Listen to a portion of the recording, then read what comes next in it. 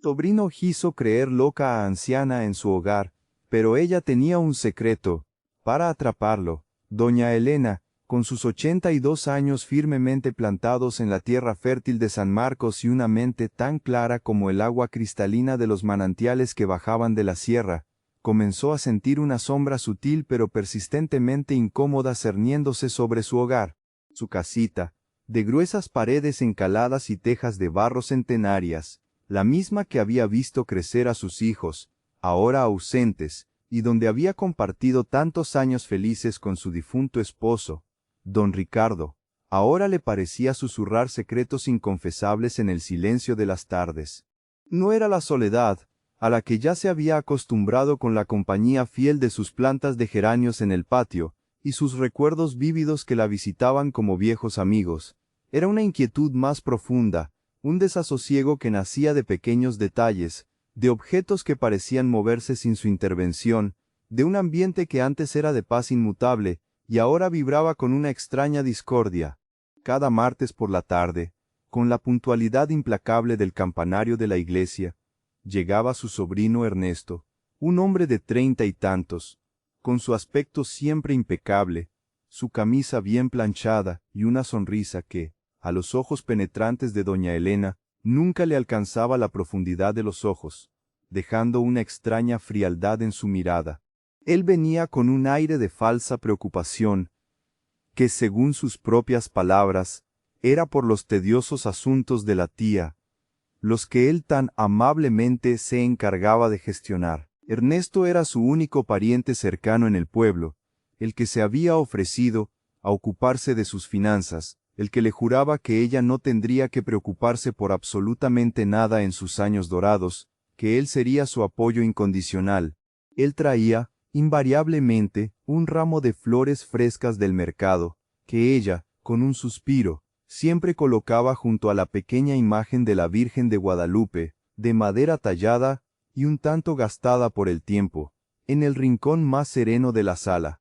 Luego, se sentaba a su lado, charlaba trivialmente sobre los chismes del pueblo o el clima, siempre con una dulzura exagerada, casi empalagosa, que a doña Elena le resultaba cada vez más forzada, pero invariablemente, después de cada una de esas visitas tan cálidas, doña Elena notaba los desajustes, pequeños, casi imperceptibles para cualquiera que no conociera cada rincón de la casa como ella, pero que a su ojo experimentado no pasaban desapercibidos ni un solo momento. La caja de galletas de hojalata con motivos florales que siempre guardaba en la despensa, y donde de vez en cuando metía un billete de 50 pesos para alguna eventualidad, aparecía ligeramente abierta, con el billete desaparecido. O su viejo álbum de fotos familiares, de tapas de cuero ya desgastadas por el uso, que Ernesto solía admirar con supuesta ternura, parecía haber sido manipulado, algunas fotos fuera de lugar, otras casi cayéndose de sus esquinas, cuando, con la voz suave y el corazón encogido por la incipiente sospecha, doña Elena le preguntaba a su sobrino sobre estas extrañas minucias, él siempre respondía con la misma frase, dicha con una paciencia impostada y una voz casi cantarina. «Ay, tía Elena, con todo respeto, ¿no estará usted un poco despistada? Son cosas de la edad, ya sabe. Seguramente lo puso en otro sitio o lo guardó tan bien que ya lo olvidó, o lo habrá gastado y no lo recuerda». Él siempre terminaba su monólogo con una risita condescendiente y una palmadita en su hombro, como si ella fuera una niña caprichosa o una anciana desmemoriada a la que había que guiar con mano firme. Pero doña Elena no era despistada. Su memoria, de hecho, era prodigiosa, capaz de recordar detalles de hace 70 años, con una claridad que asombraba a cualquiera, desde el día exacto en que se casó hasta la receta perfecta para el mole que tanto le gustaba a don Ricardo. Cada vez que Ernesto pronunciaba esas palabras, un nudo frío y pesado se le formaba en el estómago, un presagio sombrío que no lograba sacudirse. Intentó ignorar la creciente preocupación, se esforzó por creer en la bondad inherente de su sobrino, en la idea tranquilizadora de que quizás sí, a veces la edad le jugaba malas pasadas y su mente la engañaba. Se esforzó por convencerse de que eran simplemente ilusiones, el producto de su imaginación fértil, o la tristeza recurrente de la soledad. Pero la intranquilidad, como una semilla maligna, se incrustaba más y más profundamente en su alma, como una espina silenciosa y dolorosa que se negaba a ser extraída. Finalmente, no pudo más. La carga de la duda era demasiado pesada. Decidió que la única manera de desentrañar la verdad y restaurar la paz en su corazón era creando pruebas, silenciosas, sí, pero innegables y contundentes. Empezó a dejar pequeños hilos rojos, finos como cabellos, atados discretamente a las asas de los cajones de su cómoda de madera oscura, justo donde guardaba su cofre de objetos personales más preciados. Doblaría los billetes de su monedero de una forma muy particular, casi artística, que solo ella conocía, y los dejaría en un sitio específico, bajo la figurilla de San Antonio. La siguiente visita de Ernesto, ella observó cada uno de sus movimientos, cada gesto, cada palabra con una atención minuciosa y disimulada. Él se sentó en el mismo sillón de siempre, habló del mismo modo, le ofreció las mismas atenciones superficiales. Pero doña Elena ya no se dejaba engañar por el teatro de su sobrino. Cuando Ernesto se despidió, con el usual beso en su frente, esta vez ella sintió un escalofrío en la piel, como si un insecto frío le caminara por la espalda. Esperó pacientemente a que el sonido de su coche se perdiera en la distancia polvorienta del camino de tierra que llevaba a su casa. Con el corazón latiendo como un tambor de guerra en su pecho, corrió al dormitorio, sus pasos ligeros a pesar de sus años.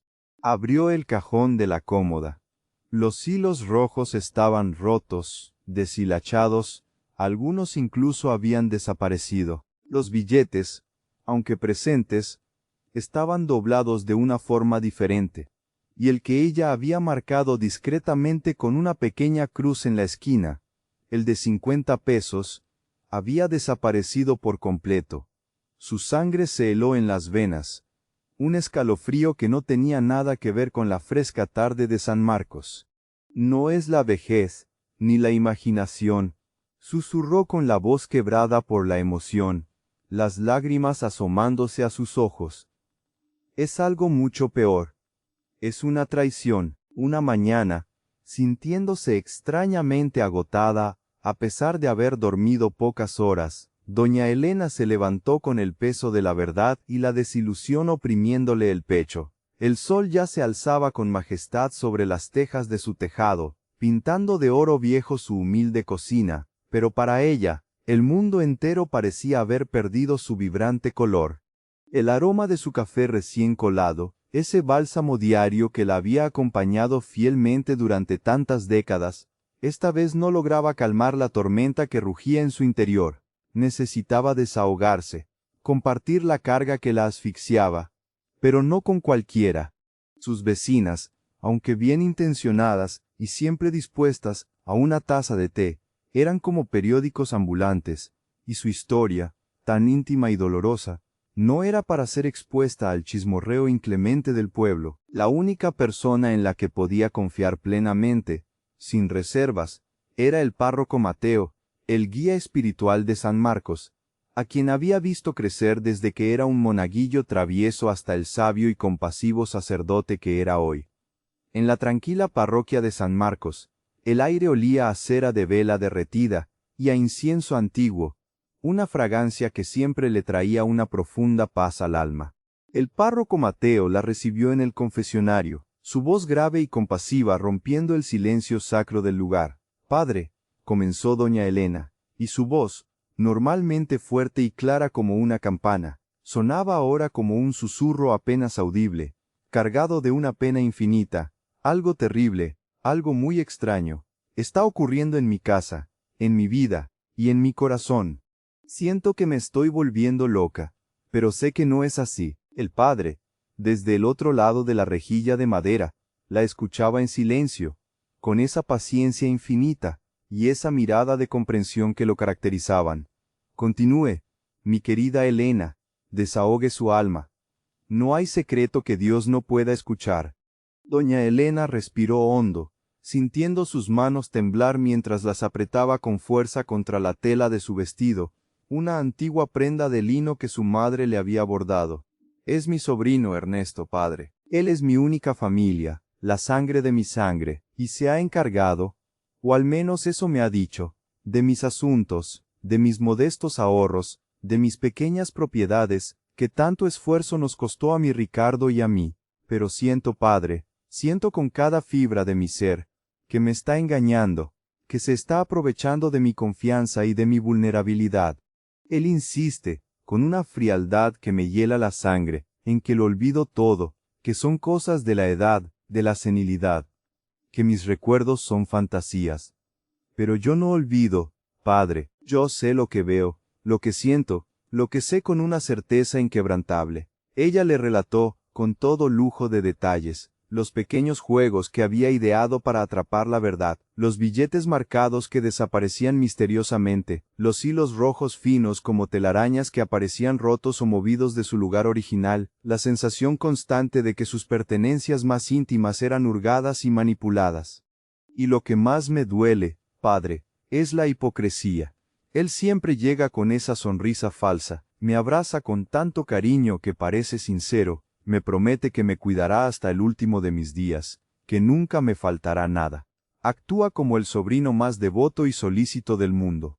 Pero luego, cuando le pregunto por estas cosas, él dice que no recuerda nada, absolutamente nada, o me mira con pena, con una lástima que me humilla, como si yo fuera una vieja chiflada, delirando en mi soledad. Es como si viviéramos en dos realidades distintas, padre. Una en la que él es mi protector y mi luz, y otra en la que es un ladrón, un estafador, y siento que cada vez que lo hace, me quita un pedacito de mi tranquilidad, de mi dignidad, de mi fe en la gente y en la familia. El párroco Mateo permaneció en un silencio reflexivo por un largo instante. Sus ojos sabios, ocultos tras la rejilla, se entrecerraron en profunda preocupación y algo más, como si ya hubiera escuchado historias similares. ¿Y esto ha estado ocurriendo con mucha frecuencia, doña Elena? Ella asintió, las lágrimas asomándose a sus ojos, un velo de tristeza cubriendo su mirada clavada en el suelo de madera, un nudo de angustia, apretándole el pecho hasta casi asfixiarla. Casi siempre, padre. Cada vez que viene a ayudarme con mis asuntos bancarios o a acompañarme en casa. Al principio, me convencí, intenté desesperadamente creer que era mi cansancio, la edad, que mi mente me estaba jugando una mala pasada, que mis ojos me engañaban. Pero la evidencia es demasiado clara, demasiado constante. Siempre es igual, y él nunca, jamás, recuerda nada de lo que yo recuerdo. Es como si una parte de su vida, la parte oscura, se borrara de su memoria cada vez que se despide. El padre frunció el ceño, pensativo, cruzando las manos sobre su sotana. Mi querida Elena, usted no está perdiendo la razón, ni su mente le engaña.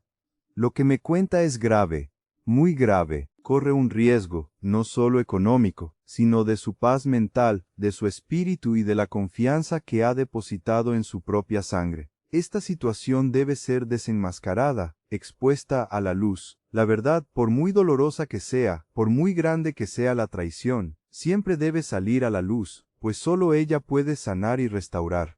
Doña Elena salió de la iglesia con un torbellino de emociones encontradas, pero también con una nueva y férrea determinación.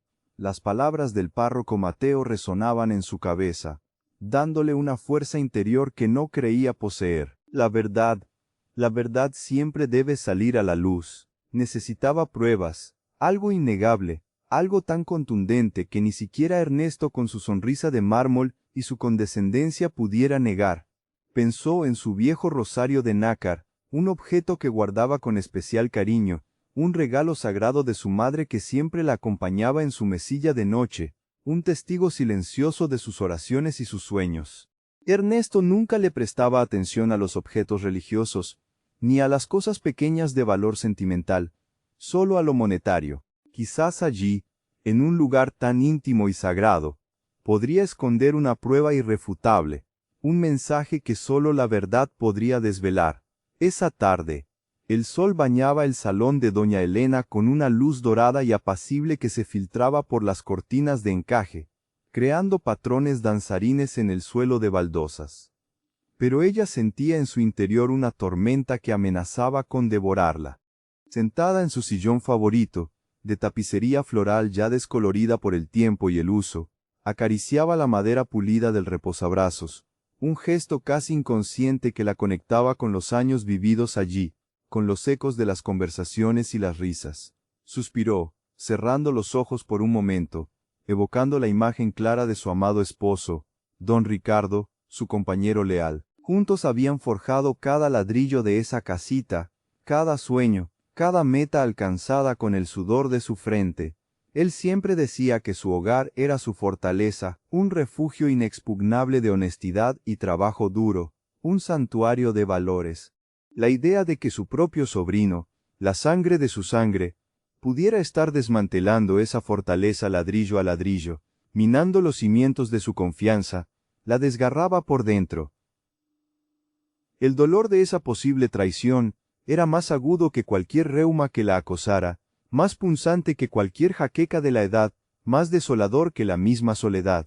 Recordaba con dolor y claridad la primera vez que la espina de la desconfianza se había clavado en su corazón, dejando una cicatriz fría. Ernesto había llegado un martes, rebosante de una energía fingida que a ella le resultaba cada vez más artificial, insistiendo en llevarla al banco para simplificar sus trámites, para que ella no se preocupara por absolutamente nada. Ella, confiando en su juventud, en su aparente eficiencia y en los lazos familiares, le había entregado su preciada libreta de ahorros. «Descanse, tía, yo me encargo de todo. Usted ya ha trabajado lo suficiente en la vida», le había dicho con una voz melosa y convincente. Y ella había descansado.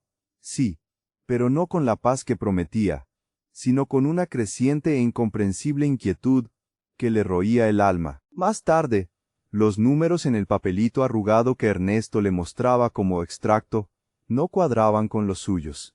Él, con su usual tono tranquilizador y su sonrisa indulgente, le decía: «Tía, las cuentas bancarias son un lío, ya sabe. Siempre hay gastos sorpresa, comisiones que nos quitan sin avisar, impuestos que aparecen de la nada».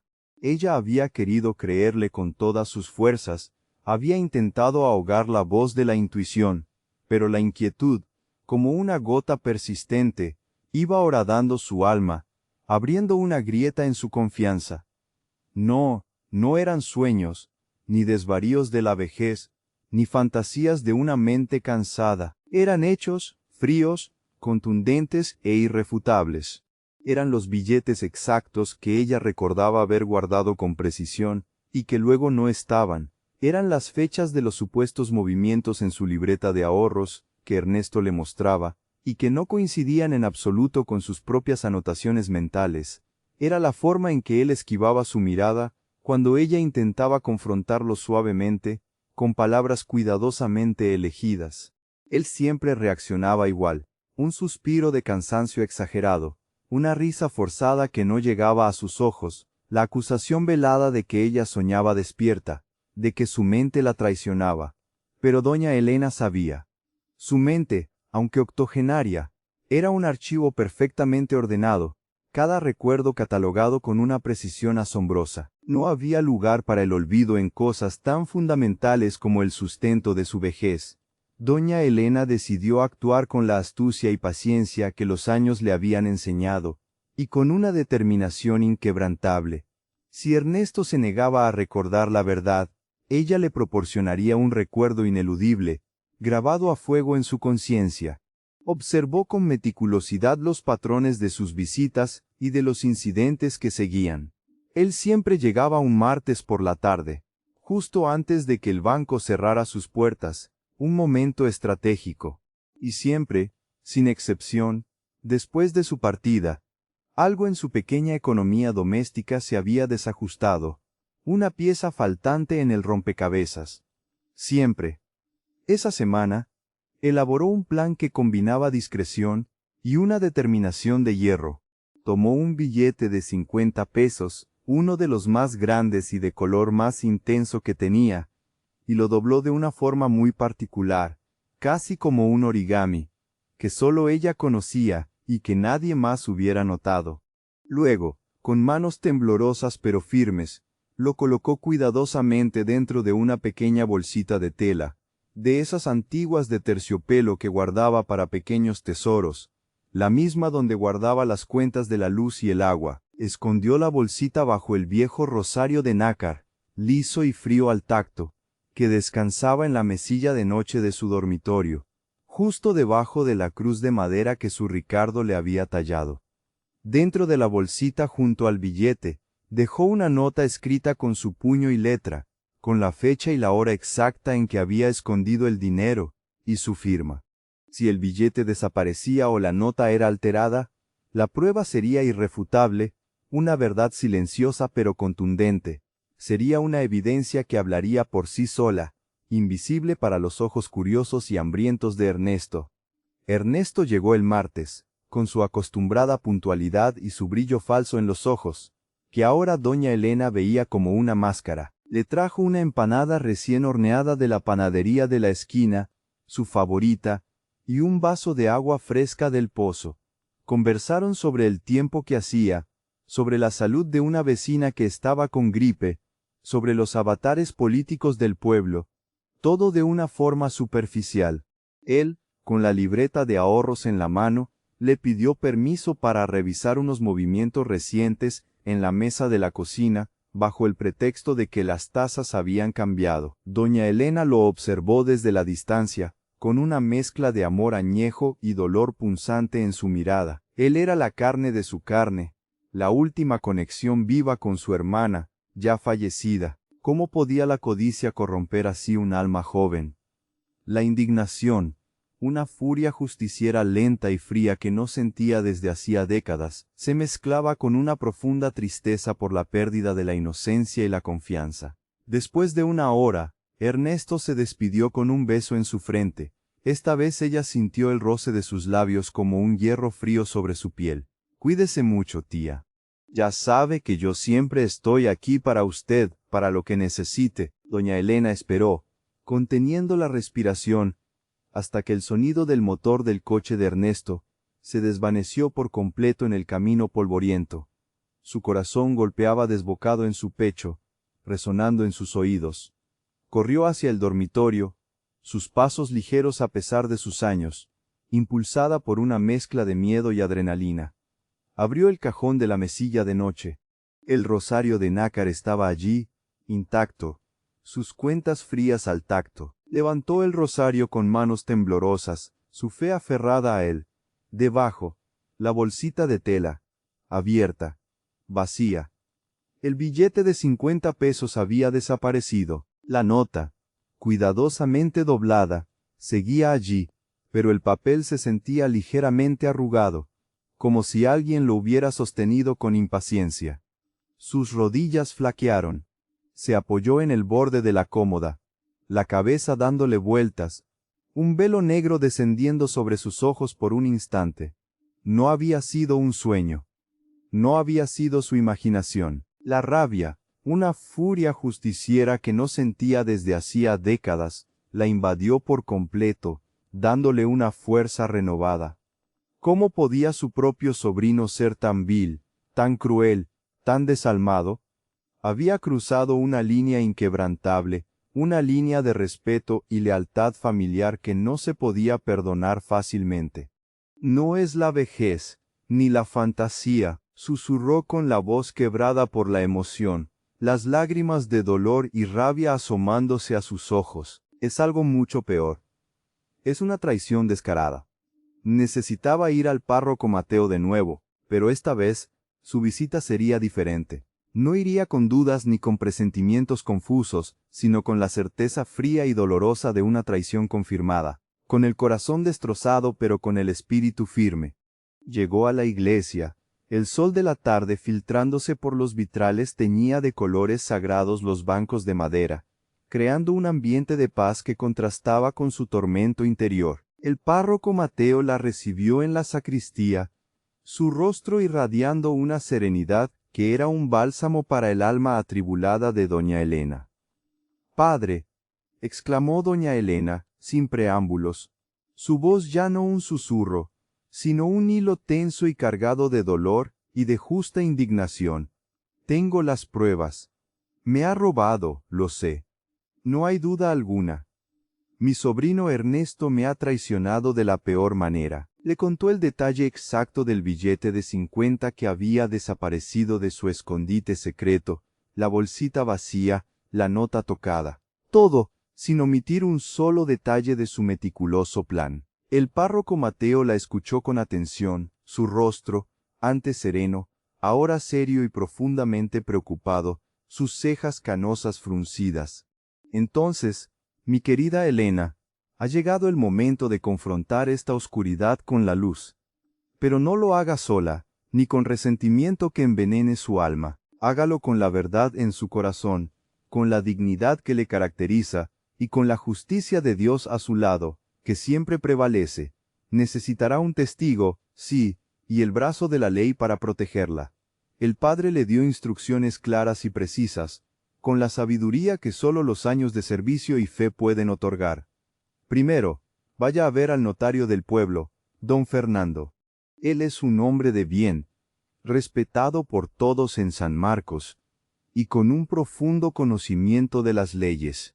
Explíquele todo lo que ha descubierto, muéstrele sus anotaciones, sus extractos bancarios, sus pruebas irrefutables. Él sabrá exactamente qué pasos legales tomar para protegerla y para que se haga justicia, y después, cuando tenga el respaldo legal firme, confronte a Ernesto. Pero, y esto es crucial, no lo haga a solas. Yo estaré con usted, como su pastor, y como testigo imparcial de la verdad, con la verdad en su corazón, mi querida Elena, y la fe como su escudo inquebrantable, usted será invencible frente a esta adversidad». Al día siguiente, a primera hora de la mañana, doña Elena, con el paso firme que desmentía sus 82 años y el mentón en alto, se dirigió a la notaría del pueblo, una construcción de piedra antigua con un gran ventanal que daba a la plaza principal. El aroma a papel viejo, a cera de lacre y a tinta era reconfortante, un eco tangible de la seriedad y la solemnidad de los asuntos que allí se trataban. Don Fernando, un hombre de gafas finas posadas sobre la nariz aguileña, y una mirada penetrante que parecía leer el alma, la recibió en su despacho, un lugar lleno de libros voluminosos y expedientes ordenados. La escuchó con una paciencia admirable, asintiendo de vez en cuando, tomando notas meticulosas en un cuaderno de cuero con la punta de su pluma. Doña Elena le mostró los extractos bancarios que Ernesto le había presentado como resúmenes, y que ella había guardado con una lucidez inusual. Con la ayuda de su pequeña lupa, le señaló las fechas que no cuadraban en absoluto, los números que al sumarlos, no coincidían con sus propios cálculos, las misteriosas comisiones y gastos administrativos que parecían multiplicarse de forma sospechosa. La mirada de don Fernando se endureció progresivamente a medida que revisaba los documentos, su expresión tornándose grave. Finalmente, suspiró profundamente, quitándose las gafas y frotándose el puente de la nariz. «Doña Elena», su voz era ahora más grave y autoritaria, «me temo que sus sospechas no solo son ciertas, sino que son alarmantes y muy graves. Hay irregularidades flagrantes en estos movimientos. Alguien ha estado transfiriendo sumas considerables de dinero de su cuenta a otra sin su consentimiento ni firma legítima. Esto es un fraude, una malversación». Él, con un gesto serio, le mostró los registros bancarios que había consultado en línea desde su ordenador. Una cuenta a nombre de Ernesto.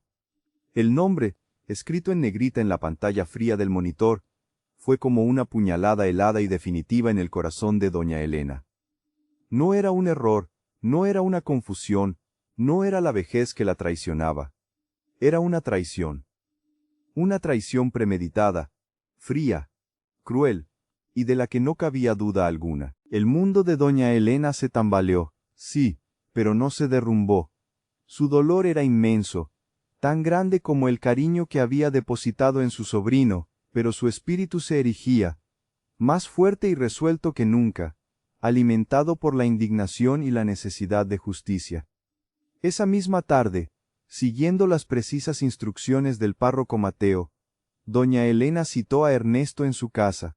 Él llegó con su acostumbrada sonrisa, ajeno por completo a la tormenta inminente que se avecinaba, su falsa cortesía pendiendo en el aire. Pero al entrar al salón, su sonrisa flaqueó ligeramente, como una vela a punto de extinguirse, al ver al párroco Mateo sentado discretamente en el sillón de lectura, con su mirada serena, pero inusualmente atenta y grave. El sacerdote había venido de visita, según le había dicho Elena, pero su presencia era un muro inquebrantable de autoridad moral. Ernesto, comenzó doña Elena, sin rodeos, su voz, aunque levemente temblorosa por la emoción, era firme como una roca ancestral, cargada de una autoridad que hacía mucho tiempo no sentía. Tenemos que hablar de mis ahorros, de mis bienes, y de la confianza sagrada que te di. Ernesto intentó recuperar su compostura, su sonrisa forzada y su tono meloso. Claro, tía, ¿algún problema? Todo está bajo control. Usted no se preocupe por absolutamente nada. Yo me encargo. Él intentó desviar la conversación, como siempre hacía, con su habitual astucia. No, Ernesto, le espetó doña Elena, extendiendo sobre la mesita de centro el informe detallado del notario, con los extractos bancarios resaltados en rojo, como marcas de sangre. No está bajo control. Sé que me has estado robando. Sé que has estado desviando mi dinero a tu cuenta personal, mes tras mes, aprovechándote de mi confianza, de mi edad y de mi supuesta fragilidad. La sonrisa de Ernesto se desvaneció por completo, como si el sol se ocultara de golpe. Sus ojos, antes escurridizos, ahora se dilataron con un pánico abrumador. Un sudor frío perló su frente, y su camisa, antes impecable, pareció pegarse a su piel. Tía, ¿de qué está hablando? Ha perdido el juicio por completo. Yo jamás haría algo así. Es la edad, tía, realmente está delirando. Son fantasías suyas, ideas descabelladas de una mente cansada. Su voz se elevó, intentando intimidarla, intentando imponerse con gritos. Pero esta vez, doña Elena no retrocedió ni un centímetro. Su postura era inquebrantable, su mirada, una flecha directa al corazón de la mentira. No, Ernesto, no es la edad, es la verdad desnuda, y tengo pruebas irrefutables, pruebas que hablan por sí solas. Y el párroco Mateo, presente aquí, es mi testigo imparcial. Ernesto miró al sacerdote con terror en los ojos, su rostro pálido como la cera, sus manos temblorosas. El párroco Mateo asintió lentamente, su mirada de profunda tristeza clavada en el joven. Ernesto, el camino de la mentira solo lleva al abismo de la perdición. Y el robo, a la deshonra eterna. Confiesa, hijo mío, aún estás a tiempo de enderezar tu camino y buscar la redención. Ernesto, acorralado por la evidencia irrefutable y la presencia inquebrantable del sacerdote, balbuceó incoherencias, intentando negar una vez más, intentando culpar a la vejez de su tía, a la burocracia bancaria, a cualquier cosa que pudiera eximirlo de su culpa. Pero las pruebas eran demasiado claras, demasiado contundentes, demasiado abrumadoras. Finalmente, su fachada se quebró en 1000 pedazos, se desplomó en el sillón, llorando amargamente, pidiendo perdón entre sollozos histéricos, su rostro cubierto de lágrimas y mocos.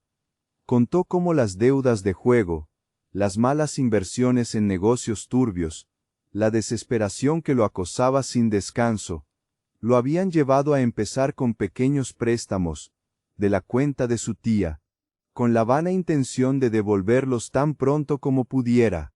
Pero la bola de nieve de la mentira y el engaño creció sin control, la avaricia se apoderó de él, cegándolo.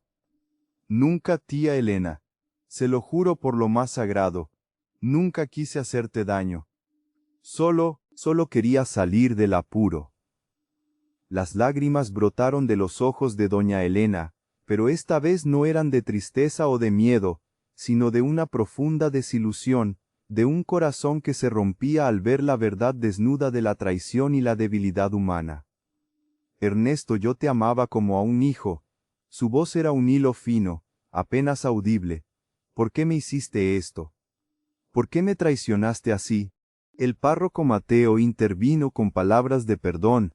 Sí, porque la misericordia es divina, pero también de justicia divina y terrenal, porque los actos tienen consecuencias. Le dio a Ernesto una oportunidad de restituir todo lo robado, de buscar ayuda profesional para sus adicciones y problemas financieros, de cambiar su vida por completo, de arrepentirse de verdad. Pero las mentiras no pueden seguir, hijo mío. La verdad, por dolorosa que sea, siempre encuentra su camino y purifica las almas. Este es tu momento de elegir tu sendero, el de la redención o el de la perdición. En los días siguientes, doña Elena, con la ayuda diligente de don Fernando el notario, recuperó el control total de sus finanzas y propiedades. Todas las transferencias fraudulentas fueron revertidas, las cuentas, regularizadas y protegidas. Ernesto, con el peso del arrepentimiento sincero sobre sus hombros, comenzó a pagar su deuda, trabajando honestamente en la carpintería del pueblo, mostrando señales claras de un verdadero arrepentimiento y de un deseo genuino de cambiar.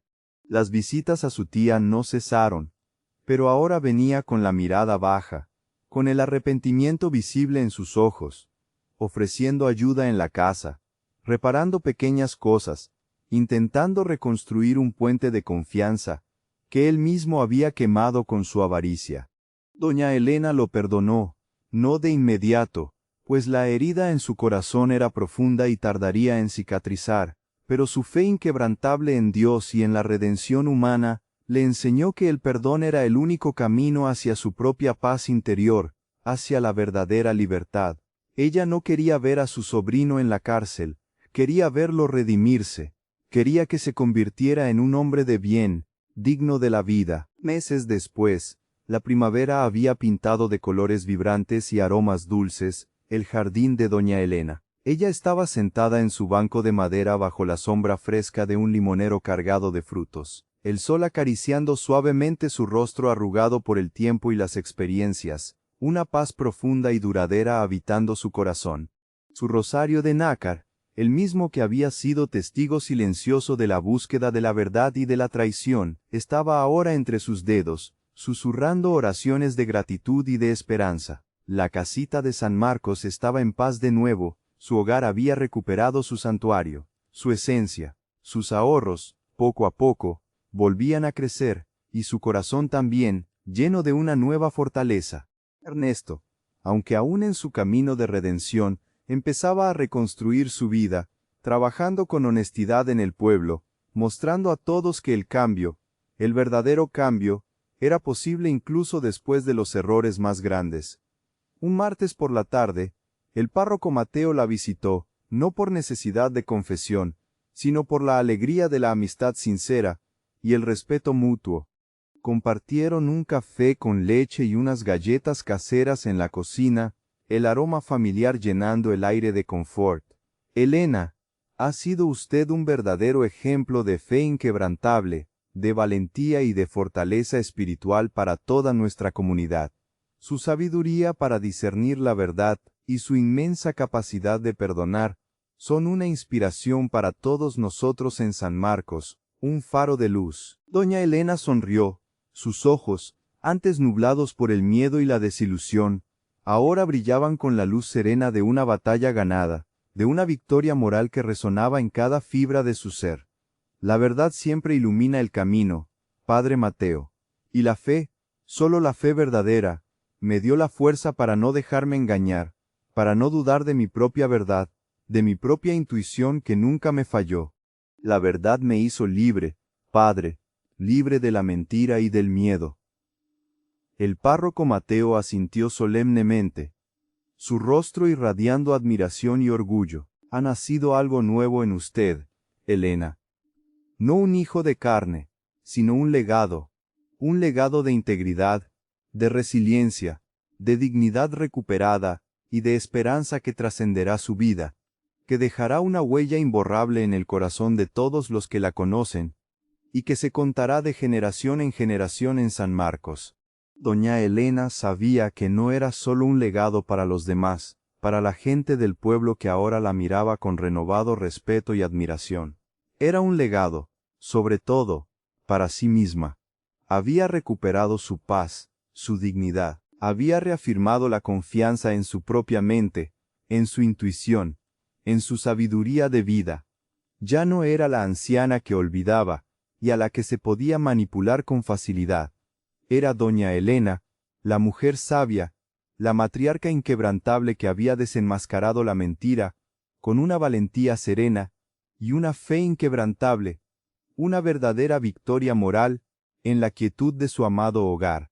¿Y usted cree que la verdad siempre sale a la luz, sin importar cuánto intenten ocultarla y manipularla con falsas sonrisas y palabras vacías? ¿O piensa que a veces la edad, el olvido, la soledad o incluso la ingenuidad pueden hacer que las mentiras se salgan con la suya impunemente?